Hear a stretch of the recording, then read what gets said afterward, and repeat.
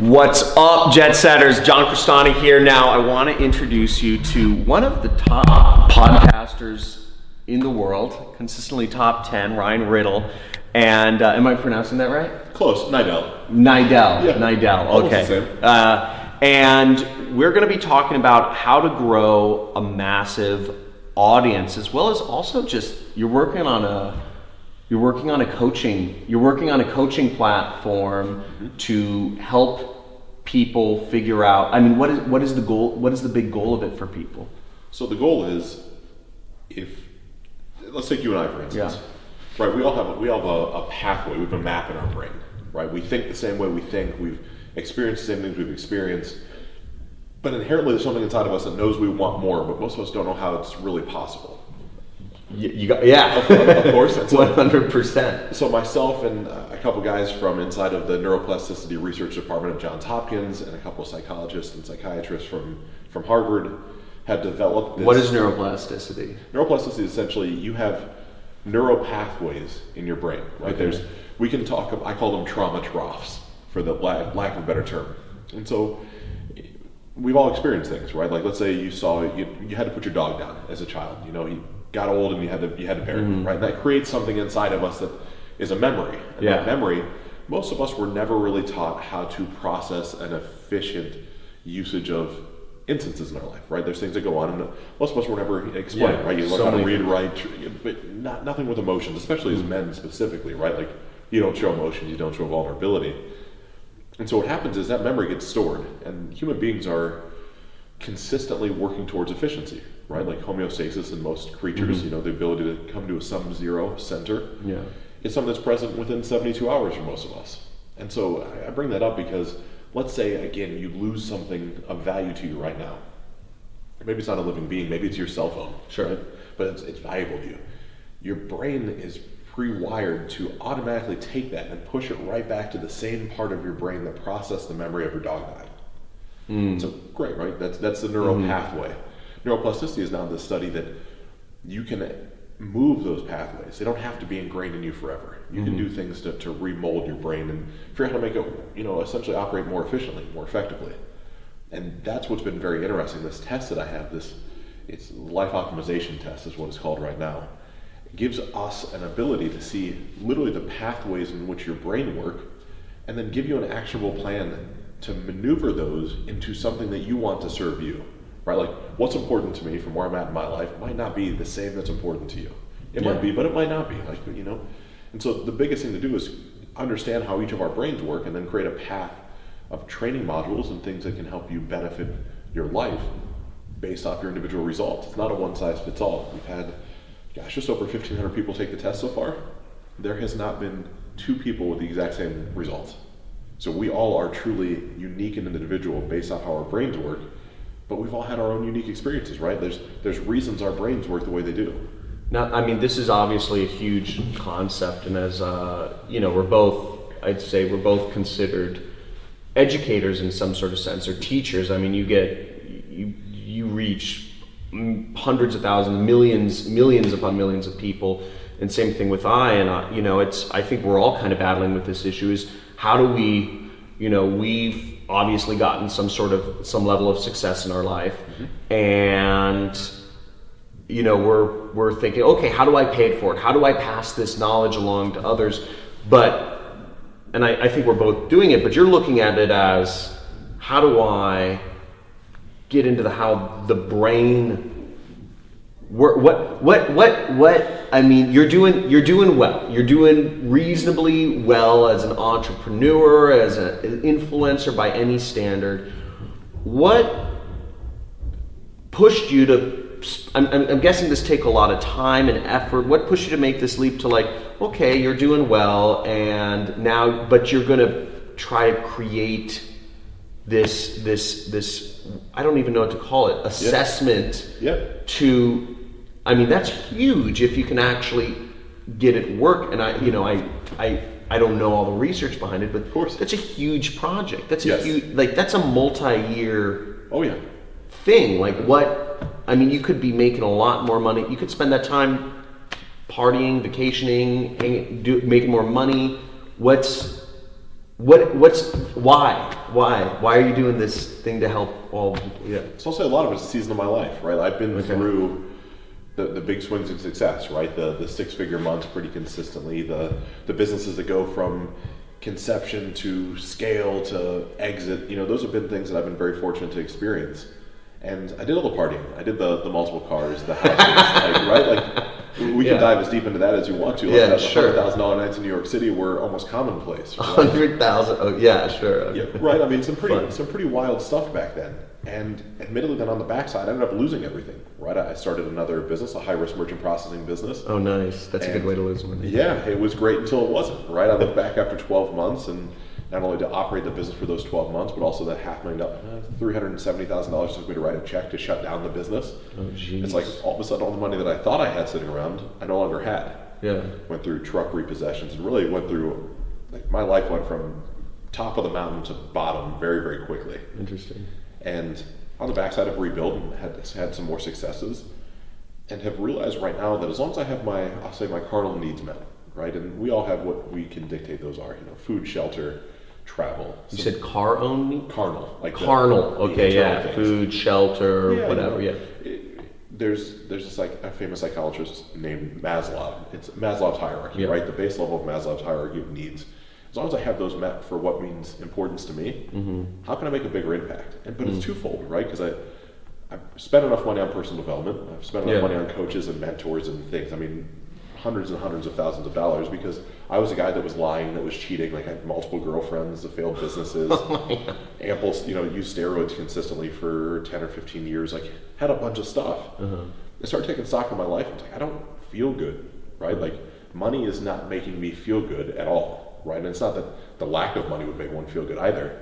It just for me it was, okay, if that's not fixing it, maybe there's somebody else that can quote unquote fix me.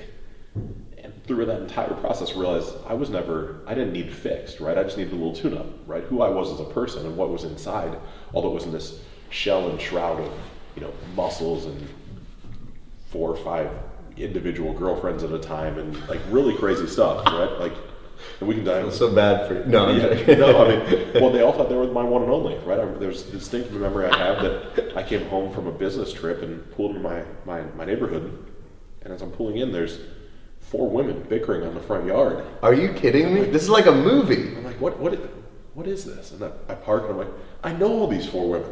Like, that's because they're all my girlfriends and none of them know about each other. And so they had all figured out through social media and all these crazy things. We're talking now 6 or 7 years ago at this point, but here I am. They're all like I'm the only one. And none of them were the only one. This was months and months. Like the longest girlfriend I'd been with for 2.5 years, right? And just a really.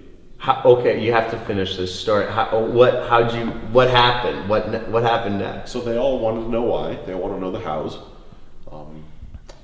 It wasn't super aggressive. Everybody was. 2 of them ended up becoming very good friends with one another based off of meeting each other through the trauma that I had created.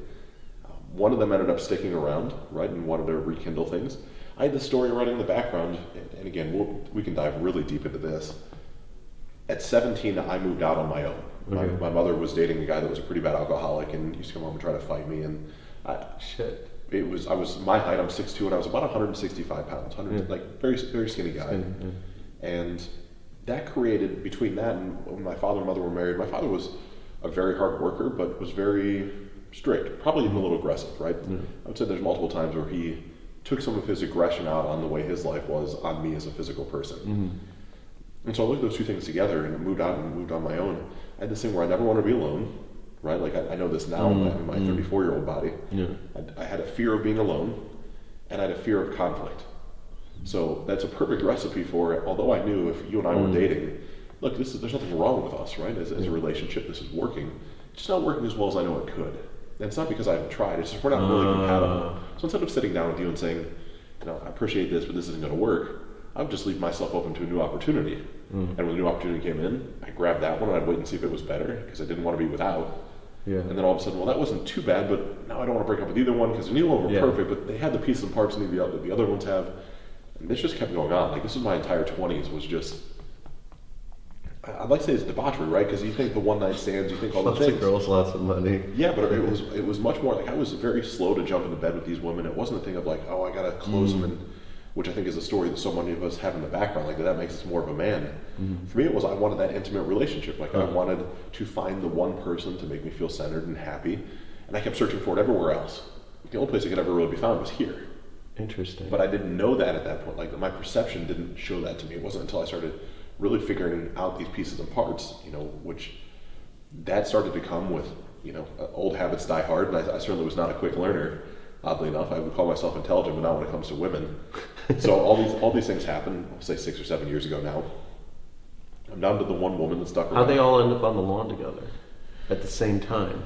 Social media, right? So I didn't have social media back then. Even 6 years ago, no Facebook, no Instagram, strategically, because number one, I would tell everybody I didn't need it or want it. Yeah.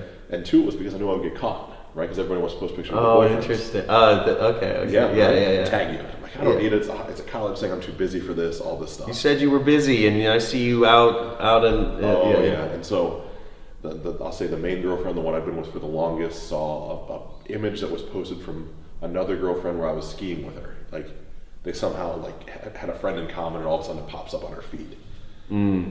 And she sends me a picture. And she's like, "What's this?" And I just don't even answer, right? Because there's no. How do you get out of that, right? You don't get out of that. Yeah. And so, from those two communicating, then another one of the girls saw the same picture, and it just so happened the fourth girl was coming to meet me at my house when I got home from my trip. So she was just like happened to pull in, and these three girls are waiting for me. And it's like, hey, here we go. All right. Yeah, and so as it progresses and forwards from there, the one woman that stuck around, the one woman that stayed with it, I knew it wasn't a good fit. It wasn't necessarily a healthy relationship. It was good, but I knew I was capable of better. And I ended up meeting who is now my wife at the gym I work out at. We spent a couple months, not even going out, but I was with somebody else, right? And it's like same story, right? I'm going to date two people at the same time, and so I don't drink coffee, but I went out in the morning to get who is now my wife, my girlfriend then, a cup of coffee. Pull back in my neighborhood, have moved houses now, have done some different things, and there's a white C-Class Mercedes in my driveway, which happened to be the car I had bought this other woman. So you buying them cars? Oh yeah. Oh, nice. Breast augmentation, surgeries, helping pay off mortgages, like you name something. I did all that. Yeah, and so I had another blow up right now. This is the first woman. She's been through this twice with me, so she's very distraught. Who is now my wife just sits there and is just confused, right? Because we've been together 4 months now, 5 months, and there's been no part of our life together that would let her think that there's somebody else, right? Like she would have thought she was the one and only. And she left, and everybody left, and I felt a sense of relief finally, right? Like there's no girl around, all my stories are out. At that point, gosh, I'm 30 years old, got a little bit of money in the bank. This feels good. I can start over, right? Oh, I love my wife. She calls me back at like 7 or 8 o'clock that night. Says, hey, and I answer the phone. I'm like, look, if you're going to yell at me more, if you need to get more stuff out, I get it. I'm just kind of over it for today, right? Like, I don't want to. I've had like 6 hours of you guys beating on me, rightfully so, but I'm just good. She goes, no. Oddly enough, it's not like that. Something tells me to come back and see you. Like, excuse me? Because we're all biased, right? But I find my wife to be incredibly gorgeous. I mean, gets hit on consistently. Was getting hit on when I was with her. For all intents, there's no reason she should have come back. And she comes back, and we have some more conversations. We slowly, heal our relationship. And she eventually sits down with me and says, you're capable of a lot more. And it was the first time in my life that clicked. Like, man, somebody stuck with me. They didn't leave me. They didn't abandon me. She didn't yell or fight. She's like, you are a greater person than how you're acting. And I'm like, whoa, hold on. What do you mean? And she explains it to me. And that really opened Pandora's box for personal development for me, and going, Tony Robbins route, and then a guy named Garrett White and Wake Up Warrior, and some of these different check boxes along the way that I've been a part of, and spent tons of money on it, but it's the best money I've ever spent, right? Because it's really recreated who I am now. I'm married, would never lie, would never cheat. Like, they're not even things in my vernacular, really. But all that led me to this thing of, okay, how can I make an impact on people from a coaching practice, right? So I feel called or compelled to help others, right? I've spent the money, I've got the certifications, I've done all these things. How can I add value to people's lives so they don't have to live the way that I lived? Because I know there's a lot of people that have everything from feeling like they're not enough, to not want to be alone, to thinking they are alone. Like, they things, right? I believe we all want to live what I'll call an optimized life. And so I believed, no different than you and I sitting here right now, that when you start to do the right thing and you meet great people at the right time. And so I happened to meet these researchers from Harvard and Johns Hopkins. Interesting. Haphazardly. I didn't seek them out. They actually, based off the podcast, reached out to me and asked if I wouldn't mind taking a test that they created. I said, of course, absolutely. Take the test. It's very clunky, it's ugly, it's on Google Docs, it's very clinical, it's cold. It's a miserable consumer experience, like atrocious. Take it, they don't explain to me what it's for, they don't explain anything like that. Then they eventually called me back 2 weeks later and read me my results. And the results were so incredibly telling to me that I didn't have a tribe, right? I didn't have men in my life that could support me that weren't related to business, right? Because as entrepreneurs, we always have people around, right? You call you, hey man, let's talk about some traffic, and sure, so we have a friendship. I don't have the guy I can call and say like, I hate my wife today. Not that I actually hate her, right? But we have those days where there's those emotional dumps that we do. And so when I started looking at things like that and started looking at how really small my ego was from all the things I had done in my life, I had these stories running in the back of my head that I was just never going to be a good person. I was never going to be enough. Because the actions I had taken didn't line up with somebody of a high moral fiber. Didn't mean that I was inherently broken as a person. It just means I made bad decisions. So I started seeing this on this test. I'm like, okay, this is pretty strong. Like, what should I do with this, right? You told me something, great, I consume it. But no different than anything you teach. The consumption of something is great, but it takes applicable action to make any sort of change. So give me a couple action items between, friend circles and things like that, exercises to increase what I call a healthy ego. I don't think ego is the enemy. I know there's a book out there somewhere. I think an unchecked ego is the enemy. I think we all have to have some sense of who we are and what our worth is. Self-awareness, of course. And so after working on that for 2 weeks, I reached back to myself. I gotta help you guys. Like, what can I do to propel this business? I have this podcast that gets however many hundreds of thousands, millions of downloads, whatever it is on a daily basis. Can I just promote this? Like, are you guys able to scale? Like, can I have people go to a website and say, we don't know anything about business, we don't know anything about marketing, we don't know how to build a website. We were hoping you would eventually reach back out. We'd love to partner up with you. I said, okay, well at this point, I still, as of right now, have a marketing and media company, graphic designers, PHP, like all the pieces and parts. Content writers are all internal for me. And so, sure, what's it look like? And so we structured a deal, and over time that deal has, waned and waxed and weaned a little bit. It's changed based off, just being a businessman, right? Sure. Make sure to put yourself in the best position possible. Sure. Obviously, you're a good business person, so. Trying to make sure I'm doing the right thing by the right people, but I'm also past the point of doing things where I'm not valued based off what I'm putting in. Sure. And so, through all those pieces and parts and doing the right thing at the right time, have access to this and design the website. It's still beta, right? It's still not beautiful, but the results work, and the results work very, very well. And so in this, I wanted to clean up the coaching industry, right? The coaching, the mentorship industry, there's nothing wrong with it, right? Inherently, again, I don't feel like people are flawed or broken. What I feel like is, though, it's such a low barrier to entry, right? If you have Instagram or Facebook, you can all of a sudden put on there, I'm a coach. Everybody's a coach now, yeah. I get it. Like, we all have to start somewhere. I'm not knocking that journey. What I am suggesting is there's a better way to start to make sure you're making a healthy impact on people's lives, right? Because if people trust you to be coach, there's an intimate bond that gets created. Whether you want it or not, it's there. Okay, so by nature of that, you have the ability to really potentially harm someone, right? Like, you could ask them to do a whole bunch of crazy things that you don't really know if they work, you're just trying them out. But all of a sudden, we can kind of regulate that, right? Because you have a test that people take on an intake form. It shows you, intellect and ego and all. More variables than I can count. Your results that are not beefed up are still a 25-page, and every page has a bunch of data about you. And then you can create a coaching protocol based around the specific needs of a person, right? So it's no longer, well, here's a 12-week syllabus, and here's exactly how it works. You think of how we all are in the education system, right? Whether it's high school or college. You sat down the first day, here's your syllabus of what we're going to do. How does that really work, right? Like, you don't know how my brain works. Like, I get those things you have to teach us, but what if I'm the advanced one and I can get all this stuff done in 6 days? Like, why do I have to sit here for 6 months? Or vice versa. What if I'm the one that's more introverted and a little slow to consume information? Maybe it's going to take me 8 months to do what other people think it should be 6. It's a recipe for disaster. And so this test, as it keeps getting massaged and matured, is a recipe to stop the disasters of the coaching industry. It's to make it so there's a balancing act, but it's not only coaching. we get into everything from dating, right? Like that's one of the big telling signs we've seen so far. If you and your potential partner, girlfriend, boyfriend, whatever you'd have, start both taking the test, and there are key indicators that your standard deviation, the standard amount that a test can swing back and forth, if you're more than 2 standard deviations apart, we've seen so far a 92% failure rate in your relationship inside the first 18 months. Interesting. So now all of a sudden you start really thinking, it's like, okay, well, how much time, energy, This is effort, data money? you're collecting ongoing data with some of the people that. Absolutely.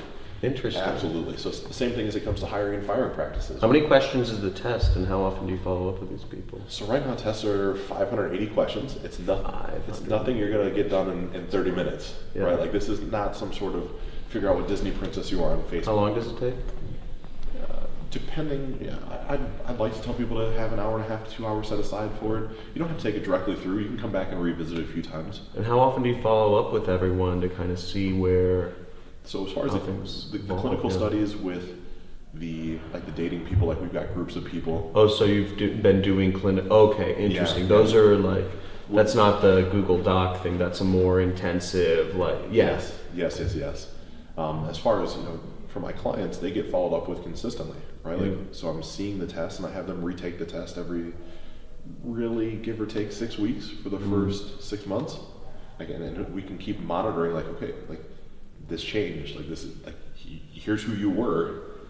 You're just a hyper-aware, hyper-vigilant version of yourself now. Like you're not changed as a person, but the way your brain fires and what's important to you, and realizing like, why is it that I feel so lonely all the time? Well, sure, like if you're an introvert, it could be natural you're going to feel lonely sometimes, but there's nothing wrong with being an introvert, right? Like that's not inherently a bad character feature. But we have to discuss in an intake call, does that serve you or not? What are you doing for a career? What do you wish you were doing for a career? How's your family life? What are the pieces and parts, and how do they all go together? And then talk about, does being an introvert, if you feel alone, does that actually serve you, or is that a story you're running in the background? All of a sudden you're like, well, I don't know. Great, that's a good chance of the first time you've ever even considered it to be a possibility that there's a different story to run. What if I could show you how to take it from, your introversion score is a 98 and your extroversion score is a 12? What if we could level those out? What if we could have it be 50-50? Do you think you could feel better? Yeah, that'd be incredible. I don't like being the quiet one in the room. Great, so I'm gonna make sure as we work together, as we go through this protocol, it's gonna be tailored into having consistent exercises to help you feel better, but not, I don't believe that thing of, kick somebody in the back and knock them in the deep end of the swimming pool, right? That's a recipe for disaster. That's not long-term and scalable. What is long-term and scalable is small incremental changes. Darren Hardy's Compound Effects, a great book, big favorite of mine. It's just small, daily, consistent actions, right? And holding people accountable to that. For everybody, no different than as we look at your business, right? We all need a map for success. And a map's not something you're going to hold out and read. I look at this as mentorship, accountability, and a path, right? You need mentorship, accountability. Yep. I like that. You need a map. You need a map. Yeah. Mentorship, accountability. Yeah. That's good. And so that's what comes down to this, right? Like so much of coaching, you need somebody that you can trust and believe in that has already been somewhere. Everybody's looking for the just the P. Just what's the path? Is it it's like I know a lot of my people are just like, is it Shopify? If it's drop shipping, is it Amazon FBA? Is it but yeah, mentorship and accountability are you gotta find so freaking key, and not just, and as you said, not just mentorship. Everybody can listen to your podcast, but that accountability element is so key. Yeah, really, no matter who it is for accountability, right? Oddly enough, our interview, our time together is not a cheesy ploy to get somebody to sign up for coaching. What it is these programs, these theories, this map idea, it works, right? Like I don't care who your mentor is. Your mentor can be the guy you're listening to on the podcast, but you got to have somebody in your life that you don't want to let down, that you trust to hold you accountable. Typically, we lean into our spouses, right? I see you and I are both married, right? So, but for most men specifically, that's a very unhealthy relationship to create because we don't want to be demasculinized by our women telling us that, look, you said you'd do this, you didn't do this. Get your shit together.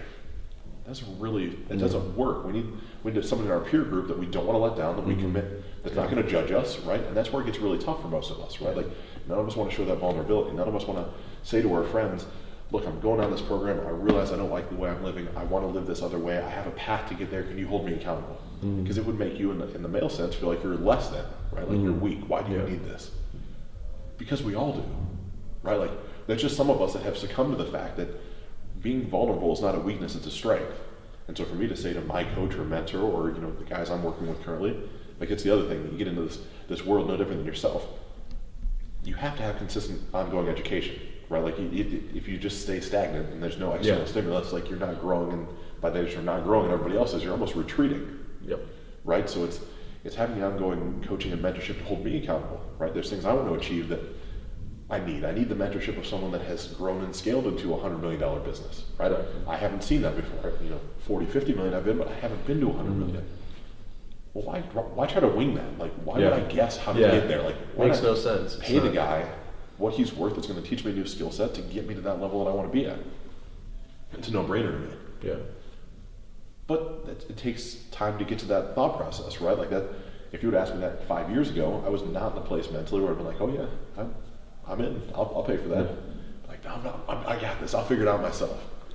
But here I am as a 34, almost 35-year-old man, and think of all the time I wasted by having that ego, which was the enemy at that point, right? Because it wasn't actually serving me. It was protecting me from something that didn't need to be protected from. Was it the do-it-yourself ego? Yeah, of course, right? I got this. I'll figure it out. I'll read the books. And it works until you try your first thing. And you're like, this is it. I'm going to crush it. I'm going to make the money.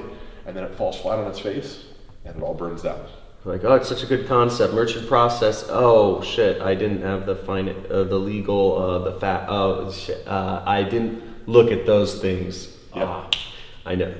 One of my favorite stories is one of my he's my best friend. He was in Guatemala. He grew up and he was in college there, and he was just like looking out the window at class. He was a freshman. He's just like, the parking lot is right outside, and they're all driving like Camrys or like Toyotas, and he's like, I want to be rich. Why am I learning from these people? And he just got up in the middle of class, in the middle of semester, and he said, I'm going to Chicago. And he says, and he's like, I need to learn from people who have actually been there and not this BS. And I think that's the problem, is like the way the system is structured is people don't have this system to learn from, especially in business. Of course. It's all changing. But so you created this test, this assessment, and I remember you showed me some of the results earlier, which is really interesting. Really interesting. What I want to ask you is, I think this is fascinating because I've been, on both, on the coaching industry is really complex. As you said, anybody can be a coach. Yep. I've been going through this. How do we train our coaches, but how do you really quantify this stuff? We're at a place in, I think, society where we're moving towards self-actualization. We're really starting, we can get the data. You said you need 10,000 records and you'll be able to basically create something crazy. Yeah, we have deep learning and artificial intelligence from Caltech and JPL through a company called Beyond Limits that's revolutionary with how it works for marketing and all types of things we can discuss, of just how it can take large data sets and see things that you or I could never ever, we'd never be able to get there, right? Imagine I bought the license based off of wanting to know exactly when to market to the right person at the right time. I think it's awesome. Now, what I want to ask you is, this is just an idea, but what is if I have coaches that work with my program and that work with my students, and I'd love to have some sort of resource like this in their hands, but even so, I feel like interpreting some of the results, like the one thing I saw was like interpreting and being able, as a coach, and as I said, I have a bunch of coaches working for me, to give actionable advice to my students. And my guys are creating online businesses. Mm-hmm. Do you offer any sort of resources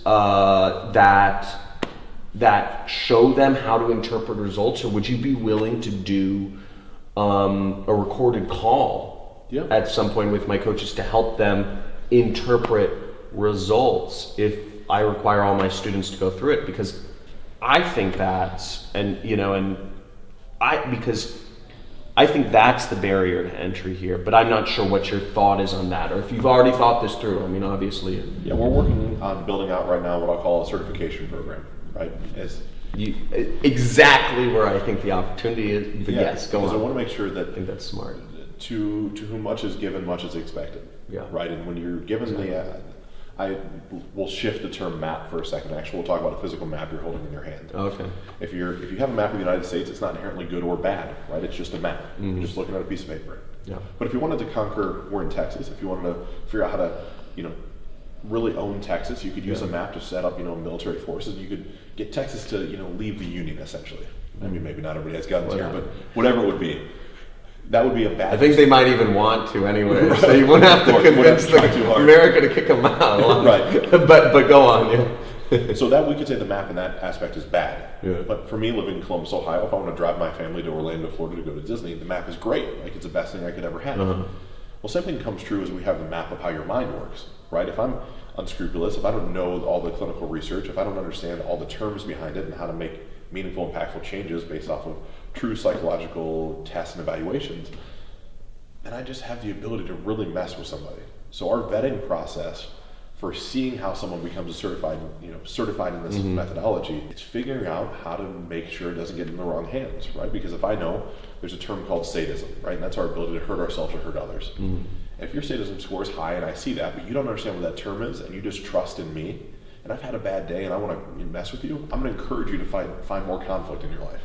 I'm going to encourage you to go out and yeah, the guy that pissed you off, it's really healthy for you to confront him. Well, it's not. Right? Like, you're already hypersensitive and wired to that, and unless you're, playing professional football or, in the armed services, those are really not healthy things to have bottled up inside of you. We actually have to find a release valve to bring that score down and have actionable steps over a 12-week or 16-week or 6-month program to get you to not feel that way, right? Because most likely there's some unrepressed or some things that are still suppressed inside your body that we need to get rid of. So those things are the things of, sure, anybody should take it. I want your coaches to be able to have it, but I got to make sure that the people that know, that makes sense, know what they're doing. That makes sense. And yeah, obviously, anything, my audience, they want to figure out how to be more successful as on their own outside of a job. So, yep. But dude, that's awesome. Well, I'm trying to think.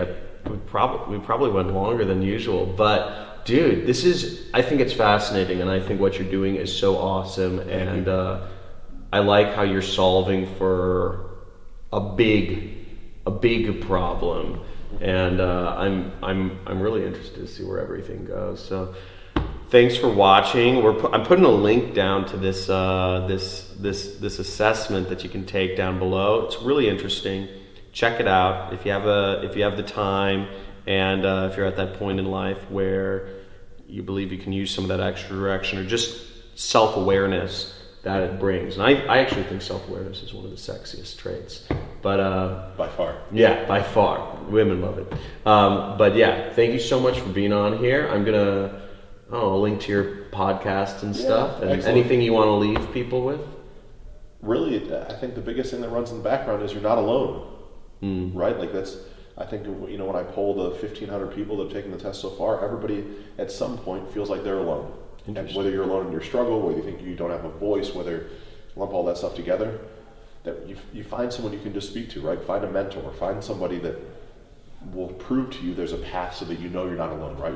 You might think you're crazy because you want to make the money for yourself, you want to be self-employed, you want to, nobody thinks that way, your family didn't think that way, so you're all alone. You're not. I mean, there's hundreds of thousands of people. I mean, you're point proven in how you coach and what you train on and your program. So you're just not alone. Interesting. Dude, that's awesome.